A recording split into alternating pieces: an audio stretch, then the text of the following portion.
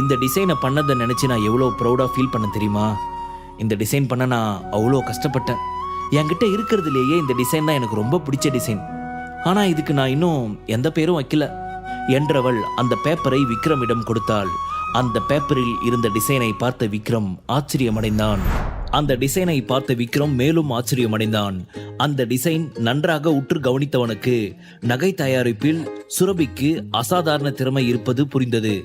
இவ திறமைக்கு இவ எங்கேயோ போயிருக்க வேண்டியவ. இவளுக்கு மட்டும் சான்ஸ் கிடைச்சிருந்தா இந்நேரம் இவ தன்னோட டேலண்ட்டை எல்லாருக்கும் ப்ரூஃப் பண்ணிருப்பா என்று நினைத்த விக்ரம் ஒரு கணம் தன் கண்களை மூடி அந்த டிசைனை நினைவு கூர்ந்தான். ஆனால் அந்த டிசைன் நினைவில் வைத்திருப்பது அவ்வளவு எளிதான காரியமாக இல்லை. அந்த அளவிற்கு அதில் சுரபி நிறைய நுட்பங்களை பயன்படுத்தி இருந்தாள். பின்னர் தன் கண்களை திறந்து சுரபியை பார்த்தவன், பேபி, இந்த டிசைனுக்குன்னு ஒரு ஸ்பெஷல் அட்ராக்ஷன் இருக்கு. நீ இத நகையா டிசைன் பண்ணா அதுதான் இந்த உலகத்திலேயே பெஸ்ட் ஜுவல்லா இருக்கும். இந்த டிசைனை பண்றதுக்கு நீ நிறைய கலர்ஃபுல்லான டைமண்ட்ஸை யூஸ் பண்ணிருக்க. அதுதான் இதுல ஹைலைட்டே என்றான். அவனை தயக்கத்துடன் பார்த்த சுரபி, உண்மையா அவ சொல்ற? ஆனால் நான் தான் ஏற்கனவே உங்ககிட்ட சொல்லி இருந்தேனே, இது பண்றது அவ்வளோ ஈஸி இல்லைன்னு. இந்த டிசைன் பண்ண நிறைய செலவாகும் என்றாள். ஆகட்டுமே பேபி, இங்க பாரு, இந்த டிசைன் பண்ண எவ்வளவு செலவானாலும் அதை பண்ணவும் ஒருத்தன் தயாரா தான் இருப்பான். இந்த உலகத்துல பணக்காரங்களுக்கு பஞ்சமா என்ன என்று விக்ரம் ஆறுதலாக சொன்னான். விக்ரமின் வார்த்தைகளை கேட்ட சுரபியின் கண்கள் பளிச்சிட்டன. அதன் பிறகு இருவரும் நீண்ட நேரம் நகைகளை பற்றி மகிழ்ச்சியுடன் பேசிக் கொண்டிருந்தனர். இறுதியில் அந்த டிசைனுடன் இன்டர்வியூவுக்கு செல்லலாம் என்று முடிவு செய்தனர். இந்த டிசைனை சேர்மன் ஆனந்த் கிட்ட காட்டினா அவருக்கு நிச்சயம் பிடிக்கும்னு தோணுது என்று சுரபி சொன்னாள்.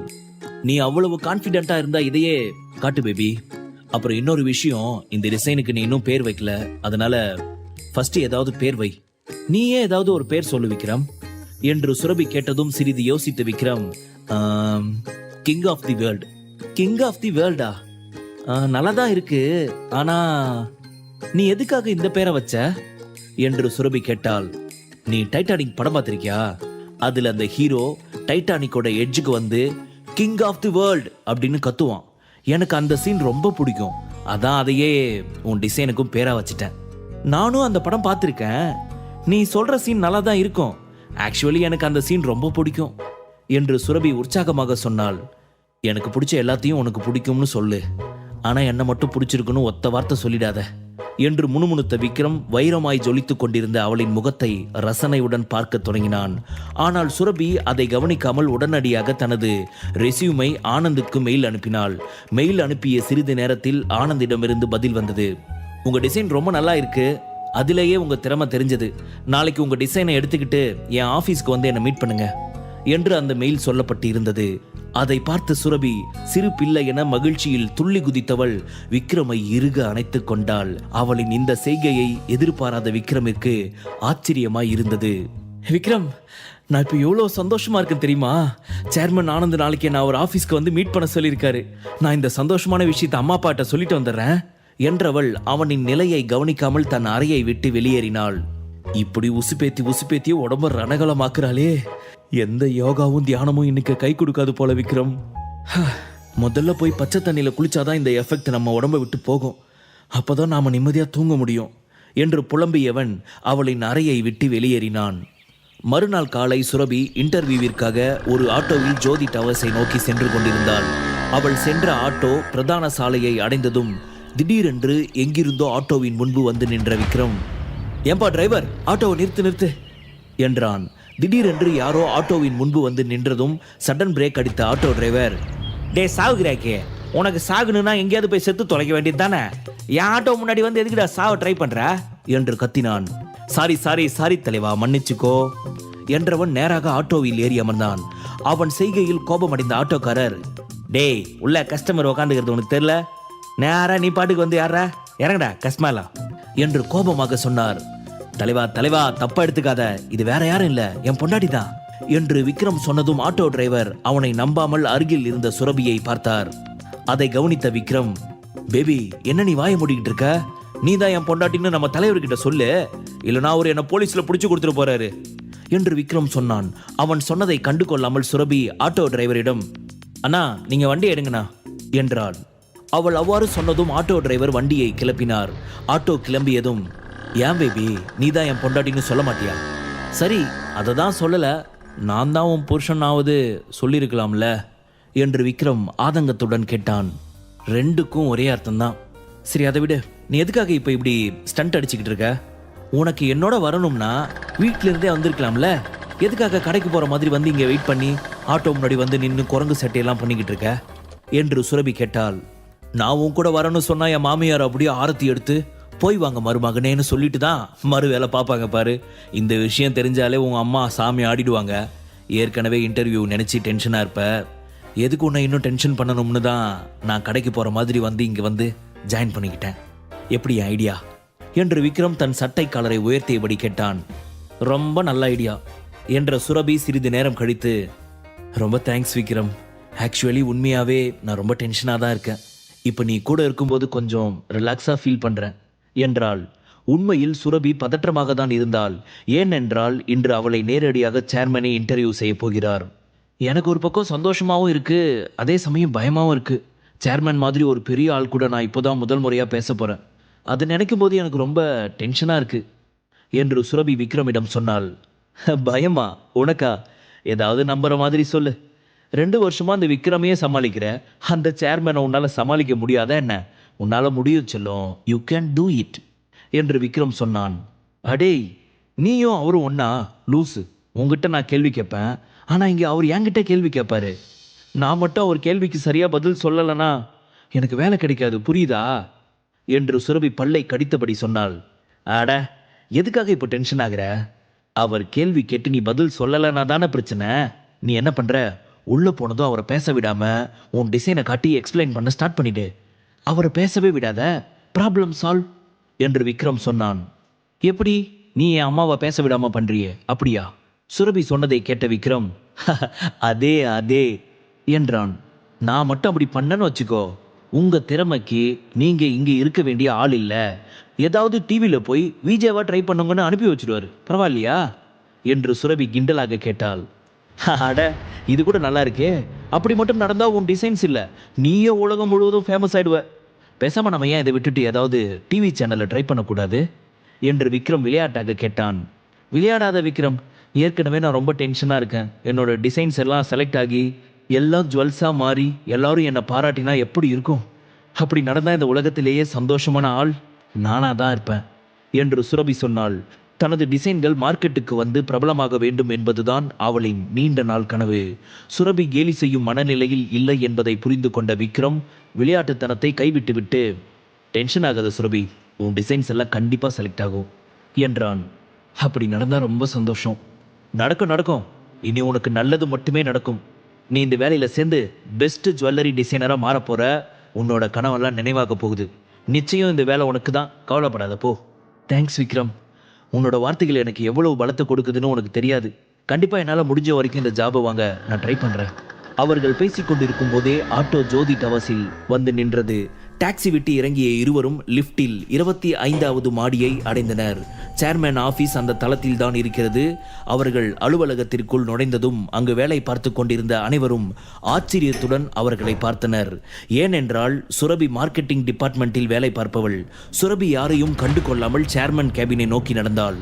அப்போது, ஏய் நில்லு என்று ஒரு குரல் கேட்டது. அந்த குரலை கேட்ட சுரபி நடப்பதை நிறுத்திவிட்டு திரும்பி பார்த்தாள். அங்கு அவளின் தங்கை கிருத்திகா நின்று இருந்தாள். கிருத்திகா தற்போது புருஷோத்தமன் ஜுவல்லரியில் டெபுட்டி டைரக்டராகவும் சீஃப் ஜுவல்லரி டிசைனராகவும் இருக்கிறாள். அவள் தீனதயாளனின் மகள் என்பதால் அந்த கம்பெனியில் அவளுக்கு போட்டியாளர்கள் யாரும் இல்லை. அதனால் அவள் எளிதாக அந்த கம்பெனியில் மிக முக்கிய பதவியை பெற்றுவிட்டாள். ஹாய் கிருத்திகா என்று சுரபி சொன்னாள். வாய மூடு, எவ்வளவு தைரியம் இருந்தா இங்க வந்திருப்ப, அதுவும் இவனோட. இவன் எங்க கண்ணு முன்னாடியே வரக்கூடாதுன்னு எங்க மேரேஜ் பார்ட்டில ராகுல் சொன்னார் தானே. அதுக்கப்புறமும் நீ இவனோட இங்க வந்திருக்கனா? உனக்கு எவ்வளவு தைரியம் இருக்கணும் என்று கிருத்திகா கோபமாக கேட்டாள். என் பேபி ஏன் கூட வராம வேற யார் கூட வருவா? கேக்குறா பாரு கேள்வி இந்த கிளிமூக்கி என்று விக்ரம் நினைத்தான். சாரி கிருத்திகா, நான் இங்க ஒரு முக்கியமான வேலையா வந்தேன், அதான் என் கூட விக்ரமும் வந்திருக்கான் என்று சுரபி பயத்துடன் சொன்னாள். எங்கே கைக்கு கிடைத்த வாய்ப்பை இழந்து விடுவோமோ என்று அவளுக்கு பயமாக இருந்தது. இத்தனை நாட்களாக அவளின் குடும்பத்தினரால் தான் அவள் திறமை முடக்கப்பட்டது. அதனால் தான் கிருத்திகாவை பார்த்ததும் சுரபி பயந்து விட்டாள். நீ இப்ப எதுக்காக அவகிட்ட மன்னிப்பு கேட்கிற என்று விக்ரம் கேட்டான். ஏய், என்ன திமிரா? ஏன் முன்னாடியே இப்படி பேசுறதுக்கு உனக்கு எவ்வளவு தைரியம் இருக்கணும் என்று கிருத்திகா விக்ரமை பார்த்து கோபமாக கேட்டாள். உன்கிட்ட பேசுறதுக்கெல்லாம் தைரியம் வேணுமா என்ன? இப்ப எதுக்காக நீ கத்திக்கிட்டு இருக்க? உன் வெட்டிங் பார்ட்டியில நடந்ததுக்கு நான் தான் அப்பவே சாரி கேட்டுட்டேன், அதுவும் செய்யாத தப்புக்கு என்று விக்ரம் கூலாக சொன்னான். அப்போது, நான் சொன்னதை மறந்துட்டியா விக்ரம் என்று இன்னொரு குரல் கேட்டது. அந்த குரல் கேட்டதும் மூவரும் திரும்பி பார்த்தனர். அந்த குரலுக்கு சொந்தக்காரன் வேறு யாரும் இல்லை, ராகுல் தான். அவர்கள் அருகே வந்த ராகுல், நீ சரியா சொன்னதால நீ பண்ண தப்பு சரியாயிடுமா என்ன? நான் உங்ககிட்ட என்ன சொன்னேன்? என் கண்ணு முன்னாடியே திரும்ப வரக்கூடாதுன்னு சொன்னதானே என்று கோபமாக கேட்டான். ராகுல் புருஷோத்தமன் குரூப்பில் பெரும் தொகையை முதலீடு செய்துள்ளான். அதனால் டைரக்டர்கள் பட்டியலில் அவனும் இருக்கிறான். அவன் நினைத்தால் சுரபியின் குடும்பத்தை எளிதாக நடுத்தெருவில் நிறுத்த முடியும். அதை நினைக்கும் போதே சுரபியின் பயம் அதிகரித்தது. அப்போது சுரபியின் கையில் இருந்த ஃபைலை பார்த்த கிருத்திகா, நீ எதுக்காக இப்போ உன்னோட சர்டிஃபிகேட் டிசைன்ஸ் இங்கே கொண்டு வந்திருக்க? ஓ, சேர்மன் ஆனந்த் கொடுத்த ஆடை பார்த்துட்டு இங்கே வந்திருக்கியா? உன்னோட இந்த கேவலமான டிசைனை பார்த்ததுக்கப்புறம் அவர் உன்னை டிசைனராக வேலைக்கு எடுத்துப்பாருன்னு நீ எப்படி நினச்ச? உனக்கு வேலை எதுவும் இல்லைனா போய் ஏதாவது சின்ன வேலைக்கு ட்ரை பண்ணு. அதை விட்டுட்டு இங்கே எதுக்காக வந்த? உன் திறமைக்கெல்லாம் நீ பெரிய டிசைனர் ஆகணும்னு கனவு காண்றியா என்று நக்கலாக கேட்டாள். கிருத்திகாவின் வார்த்தைகளை கேட்ட சுரபி அவமானமாக உணர்ந்தாள். ஏன் கிருத்திகா என்னை இப்படி இன்சல்ட் பண்ணுற? நம்ம எல்லாரும் ஒரே குடும்பத்தை சேர்ந்தவங்க. அப்படி இருக்கும்போது நீ எதுக்காக என்னை இந்த அளவுக்கு வெறுக்கிற என்று கேட்ட சுரபி, என்ன சொன்ன? என்னுடைய டிசைன்ஸ் எல்லாம் கேவலமானதா? பார்க்காமலே உன்னால் எப்படி இந்த மாதிரி சொல்ல முடிஞ்சது? நீ ஒரு முறை என்னோட டிசைன்ஸை பாரு, நிச்சயம் உனக்கு பிடிக்கும் என்றாள். அதெல்லாம் திரும்பவும் பார்த்து நான் டைம் வேஸ்ட் பண்ண விரும்பல. ஏற்கனவே நான் ரிஜெக்ட் பண்ண டிசைன்ஸ் தானே அது.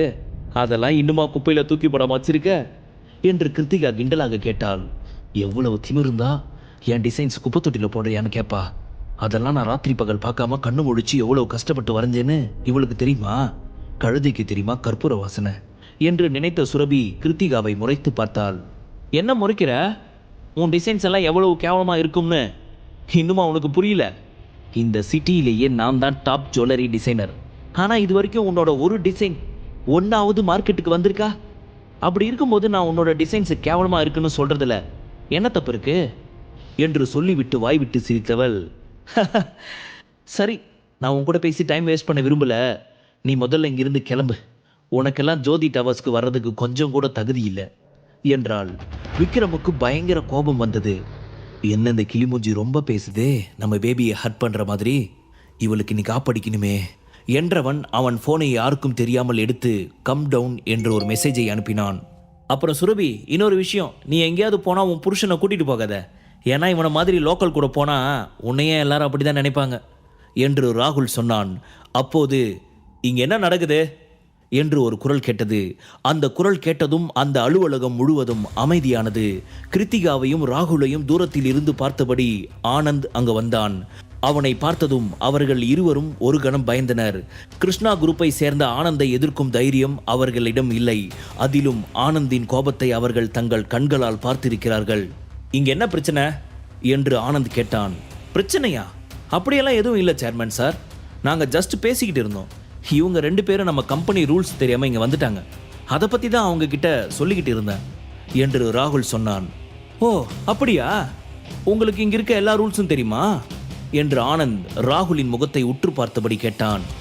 ஆமாம் சார், இவ பேர் சுரபி. இவ மார்க்கெட்டிங் டிபார்ட்மெண்ட்டில் ஜூனியர் கிளர்க்காக ஒர்க் பண்ணுறா. இவ ஜோதி டவர்ஸ்க்கு அப்பாயின்மெண்ட் இல்லாமல் வந்தது தப்பு. அதை பற்றி தான் அவகிட்ட சொல்லிட்டு இருந்தோம் என்று ராகுல் சொன்னான். மிஸ்டர் ராகுல், உங்களுக்கு ஒரு விஷயம் தெரியுமா? நான் சொல்லி தான் அவங்க இங்கே வந்திருக்காங்க. அதில் உங்களுக்கு ஏதாவது பிரச்சனை இருக்கா என்று ஆனந்த் கேட்டான். அவன் சொன்னதை கேட்ட ராகுல் அமைதியாகிவிட்டான். என்ன வேணும்னாலும் நடந்திருக்கட்டும், ஆனால் அவங்க ஒரு சீனியர் எம்ப்ளாய், அவங்க கிட்ட நீங்கள் இப்படி தான் சண்டை போடுவீங்களா என்று ஆனந்த் கேட்டான். அவன் அவ்வாறு கேட்டதும் ராகுலின் முகம் மாறியது. இனி இந்த மாதிரி ஆஃபீஸில் தேவையில்லாமல் சண்டை போடாதீங்க. இனிமே இப்படி ஏதாவது நடந்தா நீங்கள் 2 பேருமே ஆஃபீஸை விட்டு வெளியே போக வேண்டியதுதான் என்று ஆனந்த் தீவிரமாக சொன்னான். முழு கதையையும் கேட்டு மகிழ பாக்கெட் FM ஆப்பை டவுன்லோட் செய்யுங்கள். லிங்க் டிஸ்கிரிப்ஷனில் கொடுக்கப்பட்டுள்ளது.